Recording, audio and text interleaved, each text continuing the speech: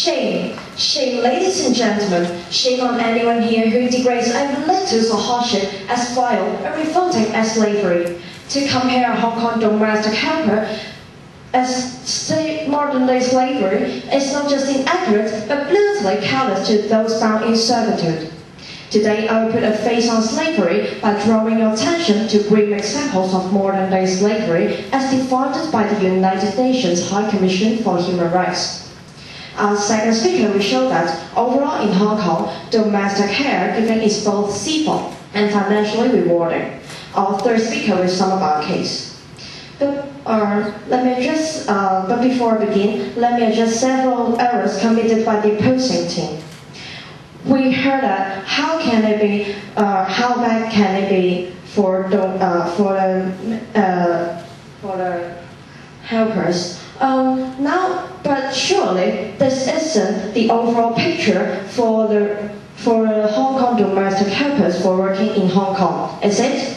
If so, then why did over 80% of the helpers, according to the Labour Department, come back again last year? And let's not forget, this is one of the most public places for them to work worldwide. And we also heard that domestic helpers can't get permanent ID. But surely, not getting residency doesn't mean you are being treated like a slave. Now, according to the UN's High Commission for Human Rights, modern-day slavery includes the sale of children, child prostitution, child pornography, the exploitation of child labor, the sexual mutilation of female children, the use of children in war, debt bondage, the traffic of people for the sale of human organs, and the exploitation of prostitution. You may have noticed that the Hong Kong domestic helper is not on this list. Now let's take a look at a girl by the name of Long Cross, who is in fact on this list. Long was snatched from her home when she was only 13 years old and prepubescent. She was sold to a brothel in Long Pen and coerced into servicing up to 20 clients a day for several years. She was beaten, electrocuted, and constrained. Long Cross was painfully stitched and restitched several times to re-virginize her. After aborting twice, Long became deathly ill and was ejected on the street, but not before being blinded by the brothel owner. I wish there was no need to cite such barbaric and heroic accounts such as Long Process, but if we are going to address modern-day slavery, then we need to know what it looks like. And according to the UN High Commission for Human Rights, modern-day slavery can be seen in the faces of children such as Long Cross. Are you brave enough to look? Because ladies and gentlemen, this is what modern-day slavery is. Thank you.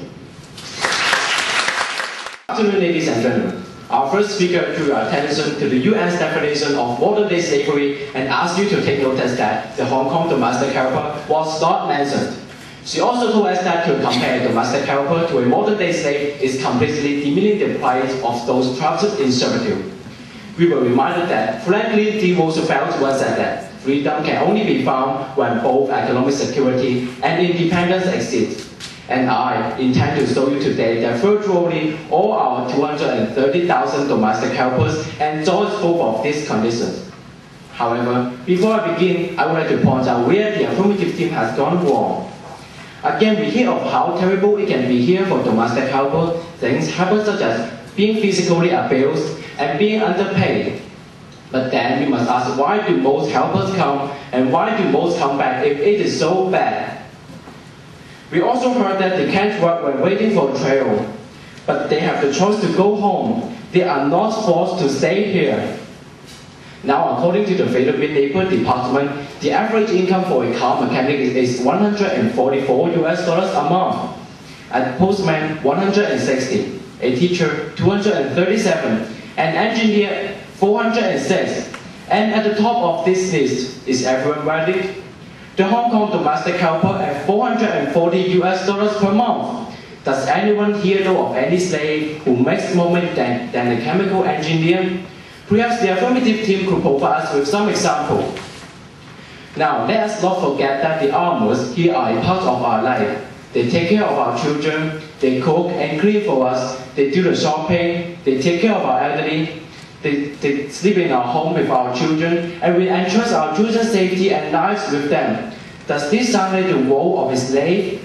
Furthermore, Hong Kong, unlike other countries, has created laws which specifically protect the rights of our domestic helpers.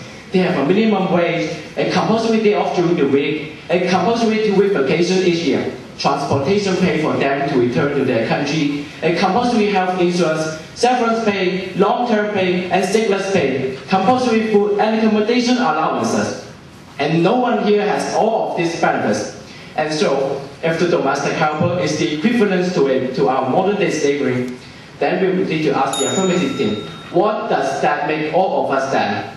However, the very crux of this debate hinges upon the fact that all 230,000 domestic helpers have chosen to reside, work, and live in Hong Kong. The operative word in this statement, chosen.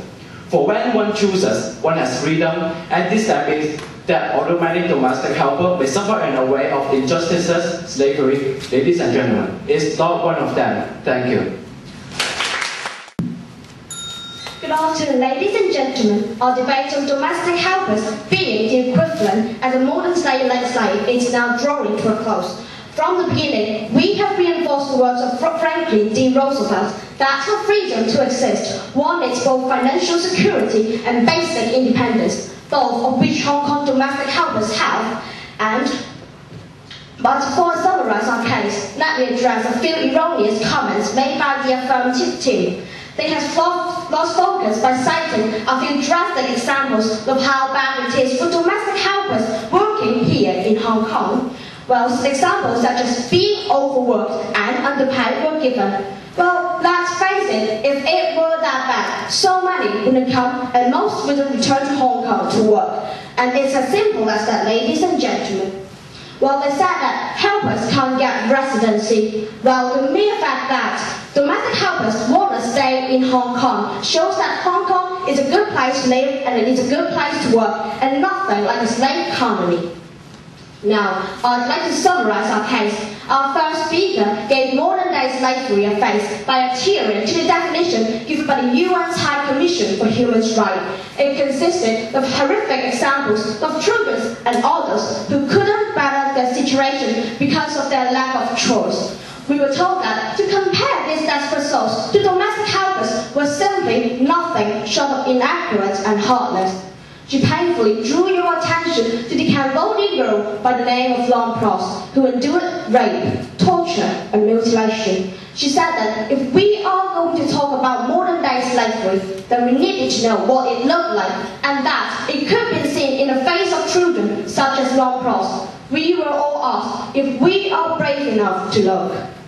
Herman, our second speaker, focused on how being a domestic helper in Hong Kong was both civil and financially rewarding. In fact, they earn more than that of a chemical engineer in their own country. We were all asked to try to imagine a slave on a better salary than a university-educated professional.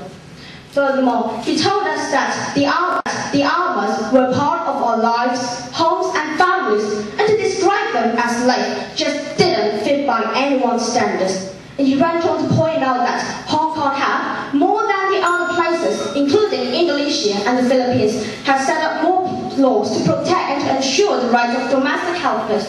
In fact, in some cases, their rights exceeded that of Hong Kong people's rights. One example given was the minimum wage. Therefore, we needed to ask the affirmative team that if Hong Kong domestic helpers were slaves, what did that make the rest of us do? However, apart from all of this, we will have to ask whether or not the 230,000 strong domestic helper force was here of their own accord. Because, ladies and gentlemen, that is what this debate is about today. And if we can agree that the vast majority of helpers have come and remain in Hong Kong on their own volition, then slavery has absolutely no room in this debate today. Thank you.